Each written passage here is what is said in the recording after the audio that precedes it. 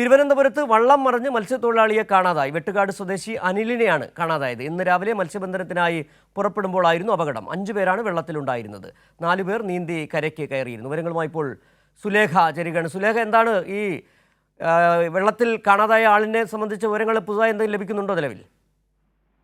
സിജു, എന്തായാലും ഈ കാണാതായ വെട്ടുകാട് സ്വദേശി അനിലിന് വേണ്ടിയുള്ള തിരച്ചിൽ തുടരുകയാണ്. ഇന്ന് രാവിലെയാണ് മത്സ്യബന്ധനത്തിന് വേണ്ടി പുറപ്പെടുന്ന സമയത്ത് ഇത്തരത്തിൽ ശക്തമായ തിരയിൽപ്പെട്ട ബോട്ടിന്റെ ഈ എഞ്ചിൻ ഓഫ് ആവുന്ന ഒരു സാഹചര്യം ഉണ്ടായത്.